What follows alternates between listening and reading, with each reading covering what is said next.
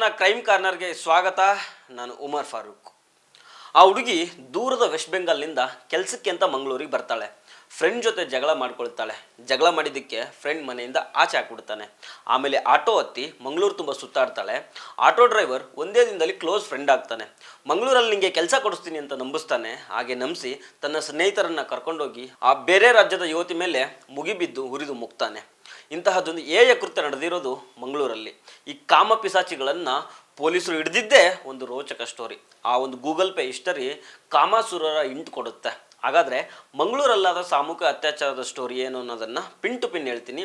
ಅದಕ್ಕೂ ಮೊದಲು ನೀವಿನ್ನೂ ನಮ್ಮ ಚಾನಲ್ನ ಸಬ್ಸ್ಕ್ರೈಬ್ ಮಾಡದೆ ನೋಡ್ತಾ ಇದ್ದರೆ ಸಬ್ಸ್ಕ್ರೈಬ್ ಮಾಡಿ. ಈ ವಿಡಿಯೋನ ಕೊನೆ ತನಕ ಮಿಸ್ ಮಾಡದೆ ನೋಡಿ. ಏಪ್ರಿಲ್ 17 ಗುರುವಾರ ನಸುಕಿನಲ್ಲಿ ಒಬ್ಬ ಯುವತಿ ನೀರು ಕೇಳ್ತಾ ಮನೆ ಬಾಗಿಲನ್ನು ಬಡಿತಾಳೆ. ಅದು 300 ಗ್ರಾಮ.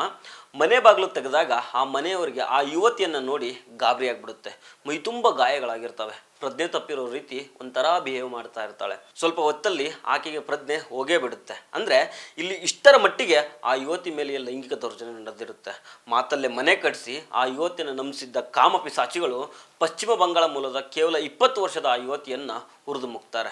ನಡು ರಾತ್ರಿಯಲ್ಲಿ ತಮ್ಮ ಕಾಮತೃಷೆಯನ್ನು ತೀರಿಸಿಕೊಂಡು ಆ ಯುವತಿಯನ್ನು ಆ ನಿರ್ಜನ ಪ್ರದೇಶದಲ್ಲೇ ಬಿಟ್ಟೋಗ್ಬಿಡ್ತಾರೆ. ಆಮೇಲೆ ತನಗೆ ಏನಾಗಿದ್ದೇನೆ ಏನು ಅಂತ ಎಡುಕೊಂಡು ಕುಂಟುತ್ತಾ ಬಂದು ನೀರು ಕೇಳೋ ಆ ಯುವತಿಯ ದಾರುಣ ಸ್ಥಿತಿಯನ್ನು ನೆನೆಸ್ಕೊಂಡ್ರೆ ಕರುಳು ಕಿವುಚದಂಗಾಗುತ್ತೆ. ನೋಡಿ, ಆಗಿದ್ದೇನೆಂದರೆ ಆ ಯುವತಿಗೆ 20 ವರ್ಷ ವಯಸ್ಸು. ವೆಸ್ಟ್ ಬಂಗಾಳದ ಕೂಚ್ ಬಿಹಾರ್ ಮೂಲದವಳು.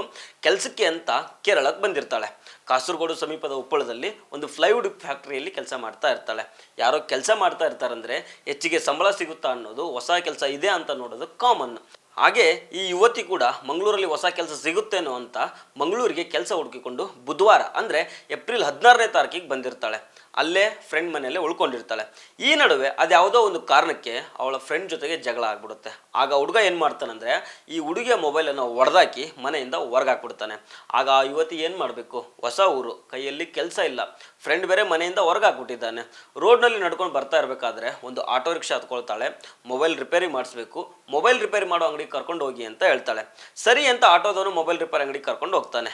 ನೋಡಿ, ಮೊಬೈಲ್ಗಳು ಕೆಟ್ಟೋದ್ರೆ 1-2 ನಿಮಿಷದಲ್ಲೋ 10-15 ನಿಮಿಷದಲ್ಲೋ ರೆಡಿ ಆಗಿಬಿಡಲ್ಲ. ಟೈಮ್ ಅಂತೂ ತಗೊಳ್ತವೆ. ಹಾಗೆ ಈ ಹುಡುಗಿಯ ಮೊಬೈಲ್ ರಿಪೇರ್ಗೂ ಟೈಮ್ ತಗೊಳ್ತದೆ. ಈ ನಡುವೆ ಕಮ್ಮಿ ಅಂದರೆ ಒಂದು 5-6 ತಾಸು ಈ ಯುವತಿ ಮತ್ತು ಆಟೋ ಡ್ರೈವರ್ ಒಟ್ಟಿಗೆ ಇರ್ತಾರೆ. ಇಬ್ಬರು ಮಾತಾಡ್ತಾ ಇರ್ತಾರೆ. ತುಂಬ ಕ್ಲೋಸ್ ಆಗಿ ಫ್ರೆಂಡ್ಸ್ ಕೂಡ ಆಗ್ಬಿಡ್ತಾರೆ. ಇವನು ಆಟೋ ಡ್ರೈವರ್, ಇವನ ಹೆಸರು ಪ್ರಭುರಾಜ್. ಇಲ್ಲಿ ಫೋಟೋ ಬರ್ತಾ ಇದೆ ನೋಡಿ, ಇವನೇ ಅವನು. ನೋಡಿದ್ರೇ ಗೊತ್ತಾಗ್ಬಿಡುತ್ತೆ ಅಂತವನಂತ. ಇವನ ಮಾತಲ್ಲೇ ಮೋಡಿ ಮಾಡಿಬಿಡ್ತಾನೆ. ನಿನಗೆ ಇಲ್ಲೊಂದು ರೊಟ್ಟಿ ಕಂಪ್ನಿ ಇದೆ, ಅಲ್ಲಿ ಕೆಲಸ ಕೊಡಿಸ್ತೀನಿ ಅಂತೇಳಿ ನಂಬಿಸ್ತಾನೆ. ಪಶ್ಚಿಮ ಬಂಗಾಳದ ಯುವತಿಯನ್ನು ಮಂಗಳೂರು ತುಂಬೆಲ್ಲ ತನ್ನ ರಿಕ್ಷಾದಲ್ಲಿ ಸುತ್ತಾಡಿಸ್ತಾನೆ. ಆಮೇಲೆ ಮೊಬೈಲ್ ರಿಪೇರಿ ಆಗಿ ಈ ಹುಡುಗಿ ಕೈಗೆ ಮೊಬೈಲ್ ಸಿಗುತ್ತೆ.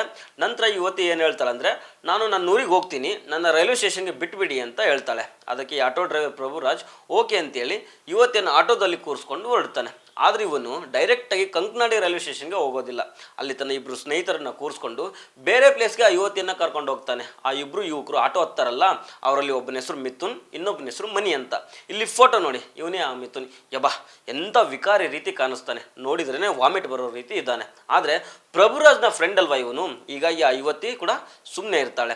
ಯಾಕಂದರೆ ರಿಕ್ಷಾ ಡ್ರೈವರ್ ಪ್ರಭುರಾಜ್ನನ್ನು ಆ ಯುವತಿ ನಂಬಿರ್ತಾಳೆ, ಫ್ರೆಂಡ್ಶಿಪ್ ಕೂಡ ಆಗಿರ್ತದೆ. ಇದೇ ಧೈರ್ಯದಲ್ಲಿ ಇರ್ತಾಳೆ. ಆದರೆ ಈ ನೀಚ ಪ್ರಭುರಾಜ್ ಏನು ಮಾಡ್ತಾನಂದರೆ, ನಂಬಿರೋ ಹುಡುಗಿಗೆ ಮೋಸ ಮಾಡ್ತಾನೆ. ರೈಲ್ವೆ ಸ್ಟೇಷನ್ಗೆ ಬಿಡ್ತೀನಿ ಅಂತ ಇನ್ನೆಲ್ಲೋ ಒಂದು ನಿರ್ಜನ ಪ್ರದೇಶಕ್ಕೆ ಕರ್ಕೊಂಡು ಹೋಗ್ತಾನೆ. ಅಲ್ಲಿ ಹುಡುಗಿಗೆ ಸರಿಯಾಗಿ ಸರಾಯಿ ಕುಡಿಸ್ತಾನೆ. ಆ ಡ್ರಿಂಕ್ಸ್ನಲ್ಲಿ ಮತ್ತು ಬರೋ ಔಷಧಿನ ಹಾಕಿರ್ತಾನೆ. ಹೀಗಾಗಿ ಆ ಯುವತಿ ಪ್ರಜ್ಞೆ ತಪ್ಪಿ ಬಿದ್ದು ಬಿಡ್ತಾಳೆ.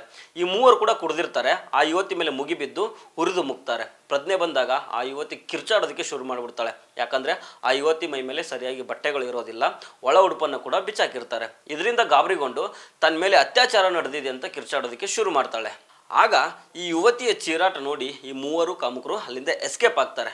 ನಂತರ ಯುವತಿ ನೀರು ಕೇಳ್ಕೊಂಡು ಒಂದು ಮನೆ ಬಾಗಿಲನ್ನು ಬಡಿತಾಳೆ. ಯುವತಿಯ ಸ್ಥಿತಿ ನೋಡಿ 300ನ ಮನೆಯವರು ಪೊಲೀಸರಿಗೆ ಇನ್ಫಾರ್ಮ್ ಮಾಡ್ತಾರೆ. ಮೇಲೆ ಒಂದು ಕರೆ ಬರ್ತದೆ. 112 ಕರೆ ಪ್ರಕಾರ ಒಂದು ಹುಡುಗಿ ಅಲ್ಲಿ ಹಿಂದಿ ಮಾತಾಡ್ತಾ ಇದ್ದಾರೆ ಮತ್ತು ಅವರು ಕೂಗಾಡ್ತಾ ಇದ್ದಾರೆ ಮತ್ತು ಅವ್ರ ಮೇಲೆ ಯಾರು ಹಲ್ಲೆ ಮಾಡಿದ್ದಾರೆ ಅಂತ ಒಂದು ಕಂಪ್ಲೇಂಟ್ ಇತ್ತು. ಇಮಿಡಿಯೇಟ್ಲಿ ನಮ್ಮ ಹೊಯ್ಸಲ ವೆಹಿಕಲ್ ಅಲ್ಲಿಗೆ ಹೋಗಿ ಆ ಹುಡುಗಿಗೆ ಪೊಲೀಸ್ ಸ್ಟೇಷನ್ಗೆ ಕರ್ಕೊಂಡ್ಬರ್ತಾರೆ. ಪೊಲೀಸ್ ಸ್ಟೇಷನ್ನಲ್ಲಿ ಅವ್ರದ್ದು ಕಂಡೀಷನ್ ಇಂಟಾಕ್ಸಿಕೇಟಿಂಗ್ ಇತ್ತು ಮತ್ತು ಅವ್ರದ್ದು ಮಾತಾಡೋದು ಪರಿಸ್ಥಿತಿ ಇರಲಿಲ್ಲ. ಸೊ ಇಮಿಡಿಯೇಟ್ಲಿ ಅವಳಿಗೆ ಹಾಸ್ಪಿಟಲ್ ಶಿಫ್ಟ್ ಮಾಡ್ತಾರೆ. ಏನಪ್ಪ ಹಾಸ್ಪಿಟಲ್ ಶಿಫ್ಟ್ ಮಾಡಿ ಅವಳಿಗೆ ಟ್ರೀಟ್ಮೆಂಟ್ ಅಲ್ಲಿ ಕೊಡ್ತಾರೆ. ಸೊ ಆ ಸಮಯದ ನಂತರ ಬೆಳಿಗ್ಗೆ ಅವಳು ನಮಗೆ ಸ್ಟೇಟ್ಮೆಂಟ್ ಕೊಡ್ತಾರೆ. ಆ ಸ್ಟೇಟ್ಮೆಂಟ್ ಪ್ರಕಾರ ನಿನ್ನೆ ರಾತ್ರಿ ಅವಳಿಗೆ ಯಾರು ಡ್ರಿಂಕ್ಸನ್ನು ಕೊಡಿಸಿದ್ರು. ಡ್ರಿಂಕ್ಸ್ ಆದ ನಂತರ ಅವಳಿಗೆ ಪ್ರಜ್ಞೆ ಇರಲಿಲ್ಲ ಮತ್ತು ಮಿಡ್ ನೈಟ್ ಪ್ರಜ್ಞೆ ಬಂದ ನಂತರ ಆ ಕಾರಲ್ಲಿ 3 ಜನ ಇದ್ದರು ಆ್ಯಂಡ್ ಅವಳದು ಅಂಡರ್ ಗಾರ್ಮೆಂಟ್ಸ್ ಇರಲಿಲ್ಲ. ನಂತರ ಅವಳು ಕೂಗಾಡೋದು ಸ್ಟಾರ್ಟ್ ಮಾಡಿದವಾಗ ಅವಳಿಗೆ ಅಲ್ಲಿ ಬಿಟ್ಟು ಅವರು ಹೋಗಿದ್ದಾರೆ. ಆಮೇಲೆ ಪೊಲೀಸರು ಬಂದು ಆ ಯುವತಿಯನ್ನು ಹಾಸ್ಪಿಟಲ್ಗೆ ಅಡ್ಮಿಟ್ ಮಾಡ್ತಾರೆ. ಪ್ರಜ್ಞೆ ಬಂದ ಮೇಲೆ ಆ ಯುವತಿಯ ಸ್ಟೇಟ್ಮೆಂಟನ್ನು ತಗೋತಾರೆ.